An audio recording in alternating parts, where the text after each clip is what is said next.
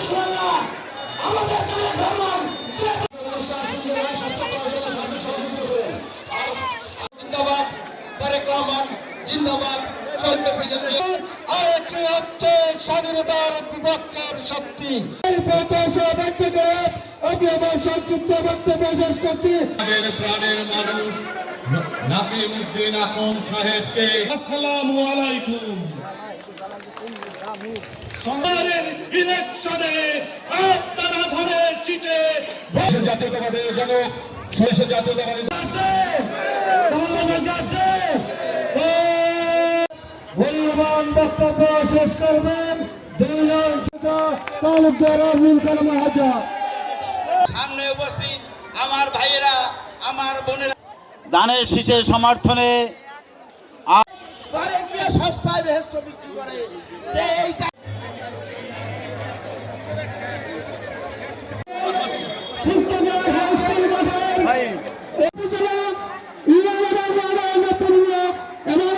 আমাদের এই প্রাচীনতি এবং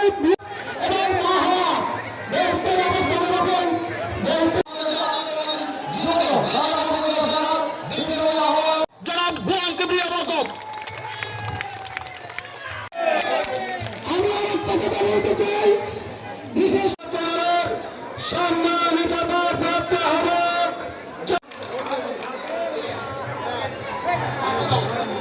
পাকিস্তানি ওই রাজাকার দলটি ওই জামাত ইসলাম যা তৈরি হয়েছিল পাকিস্তান থেকে, সেই দলের সভাপতি ডাক্তার শফিকুর রহমান কোনো আলেম ওলামা না। ওরা ফেসবেন টিকিটের নামে ভণ্ডামি করে আমাদের মা বোনদেরকে অপমান করেছে। ওরা বলেছে ঢাকা বিশ্ববিদ্যালয়ের ছাত্রীরা নাকি পতিতাদের সমান। আমি ধিক্কার জানাই দেশের বাইরে আবারও অপমান করার জন্য ওদেরকে বাংলাদেশে আমরা দেখেছি। এই অঞ্চলে যে দাড়ি বাংলা নিয়ে এসছে, ওর পাগলামি এবং অসংলগ্ন কথাবার্তা, তিনি বিড়ির সুক্তারের মধ্য দিয়েও আমাদেরকে বেহেশত দিতে চায়। ভাই, কোন ভালো পরিবারে, কোন আলেমের পরিবারে জালেম হয়ে তাকে সেই পরিবারের সম্মান দেওয়া যায় না। কারণ সেই হুজুর জীবনে যতগুলো বই লিখেছে সবগুলো মওদুদি আকীদার বিরুদ্ধে, আর তুমি নেমেছ সেই মওদুদি আকীদা নিয়ে। তোমাকে আমরা প্রত্যাখ্যান করি। আমাদের মা যখন মৃত্যুর সঙ্গে পাঞ্জা লড়েছিল, তখন আমরা সারা বাংলাদেশে মিলাদ মাহফিলের মধ্য দিয়ে দুহাত তুলে মহান আল্লাহ রাব্বুল আলামিনের কাছে মুনাজাত করেছিলাম, হে মহান আল্লাহ রাব্বুল আলামিন, তুমি আমাদের মাকে সুস্থ করে দাও।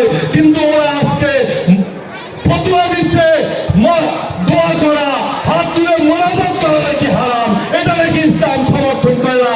ওদের ধিক্কার জানাই। আমরা চাইতে পারি একমাত্র আল্লাহর কাছে, তোমাদের কাছে কিছু চাই না। তোমাদের কাছে কিছু চাই না। আজকে ওরা ইসলামের শত্রু, ইসলাম নিয়ে ওরা ভণ্ডামি করছে, ইসলামকে ওরা বিভিন্ন খাতা অপব্যবহার করে ইসলামকে বিতর্কের মধ্যে ফেলেছে। অথচ আমাদের শহীদ রাষ্ট্রপতি জিয়াউর রহমান বাংলাদেশের ইসলামিক মূল্যবোধ কায়েম করেছিলেন। তার জন্যই তৈরি করেছিলেন বিএনপির মধ্যে বাংলাদেশ জাতীয়তাবাদী ওলামা দল। কারণ আলেম ওলামারা যে রাজনীতি করে, যে ধর্মীয় মূল্যবোধ নিয়ে যে রাজনীতি করে, সেই দলের মধ্যেই শান্তি থাকে, সেই দলের মধ্যেই গণতন্ত্র থাকে। ওদের মতো রাজাকার ওরা গত 54 বছর আমাদেরকে দেখিয়েছে ওরা রক কাটতে জানে। পাকিস্তানের 23 বছর আমরা দেখেছি ওরা কিভাবে আমাদের উপরে নির্যাতন করে। ওরা বলে আপনারা এই দল দেখেছেন, ও দল দেখেছেন, এবার আমাদের দেখেন।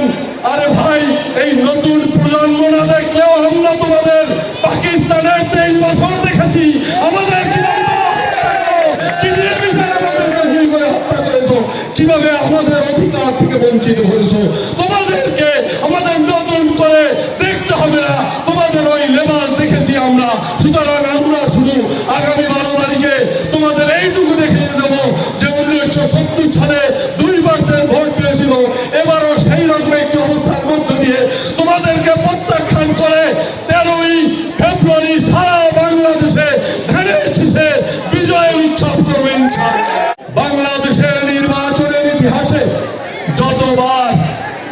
নিরপেক্ষ নির্বাচন হয়েছে, ততবার বাংলাদেশ জাতীয়তাবাদী দল রাষ্ট্রীয় দায়িত্বে এসেছে। আমরা বিশ্বাস করি এই অন্তর আমরা যদি তাকাই 1991 সালের দিকে যে নজিরবিহীন একটি নিরপেক্ষ নির্বাচন হয়েছিল, দেশ নেত্রী বেগম খালেদা জিয়া ক্ষমতায় এসেছিল। আমরা যদি দেখি 2001 সালের কথা, বিপুল ভোটে 2/3 আসন নিয়ে বিএনপি ক্ষমতায় এসেছিল। এইবার যে নির্বাচন হচ্ছে আগামীতে 5ই ফেব্রুয়ারি, আমরা বিশ্বাস করি এদেশের মানুষ সকল রেকর্ড ভঙ্গ করে 270-এর বেশি আসন নিয়ে বিএনপি সরকার গঠন করবে এবং সেই সরকারে থাকবে এই রাজাপুর বিএনপির নেতৃত্বে ইনশাআল্লাহ। আপনারা আগামী 12 তারিখ সকাল সকাল কেন্দ্রে গিয়ে আপনাদের ভোট দিয়ে প্রমাণ করবেন এই অঞ্চল মুক্তিযোদ্ধার অঞ্চল, এই অঞ্চল রাজাকারের অঞ্চল না। এই এলাকায় কখনো রাজাকারের ঠাঁই হয়নি এবং ধর্ম ব্যবসায়ীদেরও কোনো ঠাঁই হবে না ইনশাআল্লাহ। আমরা